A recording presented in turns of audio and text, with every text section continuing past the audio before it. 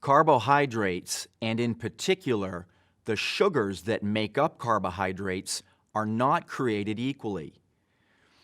The most difficult sugars for the human body to metabolize and to process safely are those sugars which contain a significant quantity of fructose. Table sugar, for instance, or cane sugar, is made up of 50% glucose and 50% fructose. Other sweeteners, such as corn syrup sweeteners, can have as much as 55 or even 60% fructose by weight. The greater the percentage of fructose, the more of a challenge it will be for the liver to reduce the production of triglycerides, to avoid the production of small, dense LDLs, or lipoproteins that we know are associated with a greater risk of heart disease, and to avoid any type of fat storage within the liver, which is becoming a much greater problem now when we look across America. There are so many more of us today than there ever were before who suffer from non-alcoholic fatty liver disease. This is especially apparent in pediatric populations who, of course, tend to be consuming very large amounts of fructose-sweetened foods.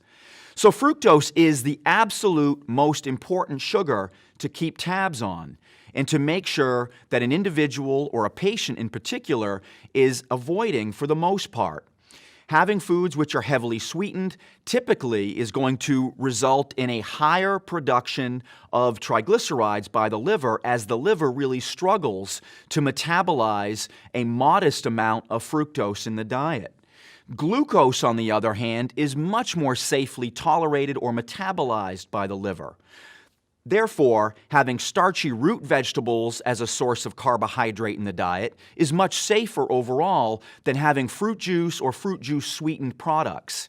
When we really take a look at the research by people like Robert Lustig at Stanford University or Paul Stanhope, their research clearly shows that there's a higher level of inflammation arising from having significant levels of fructose at every meal or in a person's diet.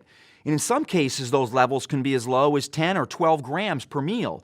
That's not a lot of added sugar or fruit juice, especially in the case of a child's diet or a smaller individual's meal. So in summary, it's really important to keep an eye on the amount of fructose in a person or a patient's diet.